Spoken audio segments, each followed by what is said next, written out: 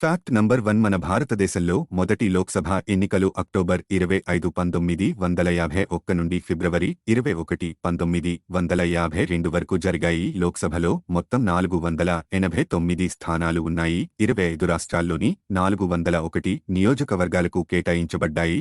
489 లోక్సభ స్థానాలకు గాను 1949 మంది అభ్యర్థులు పోటీ పడ్డారు. పోలింగ్ స్టేషన్లో ప్రతి అభ్యర్థికి వారి పేరు మరియు చిహ్నాన్ని వ్రాయడానికి ఒక ప్రత్యేక రంగు యొక్క బ్యాలెట్ బాక్స్ ఇవ్వబడింది. ఫ్యాక్ట్ నంబర్ 2 కేరళలోని నోర్త్ పరవూర్ అసెంబ్లీ నియోజకవర్గానికి 1982లో ఉప ఎన్నికలు జరిగాయి. అక్కడ తక్కువ సంఖ్యలో పోలింగ్ స్థలాలు ఉండటంతో మొదటిసారిగా ఎలక్ట్రానిక్ ఓటింగ్ యంత్రాలను ఉపయోగించారు. ఆ తరువాత 1999లో గోవా అసెంబ్లీకి మొదటి సాధారణ ఎన్నికలు రాష్ట్రవ్యాప్తంగా జరగడంతో ఈవీఎంలను ఉపయోగించి నిర్వహించబడ్డాయి. దీనితో ప్రోత్సహించబడిన ఎన్నికల సంఘం 2004లో లోక్సభ ఎన్నికలకు ఈవీఎంలను మాత్రమే ఉపయోగించాలని నిర్ణయించింది. 2003లో అన్ని ఉప ఎన్నికలు మరియు రాష్ట్ర ఎన్నికలను ఎలక్ట్రానిక్ ఓటింగ్ మెషీన్లను ఉపయోగించి నిర్వహించింది.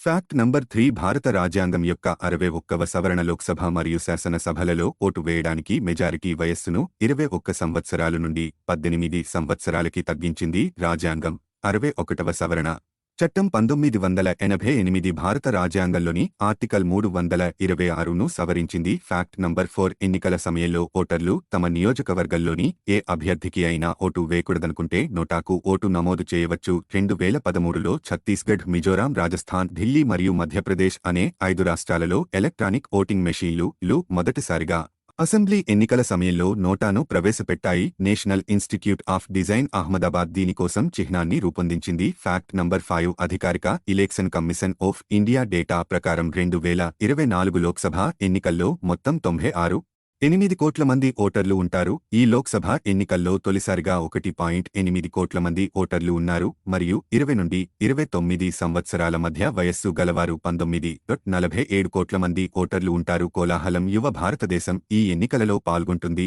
లోక్సభలో తొలిసారిగా ఓటు వేసిన 85 లక్షల మంది మహిళలు తమ ఓటు హక్కును వినియోగించుకోనున్నారు. 97 కోట్ల మంది ఓటర్లు ఓటు వేయడానికి నమోదు చేసుకున్నారు.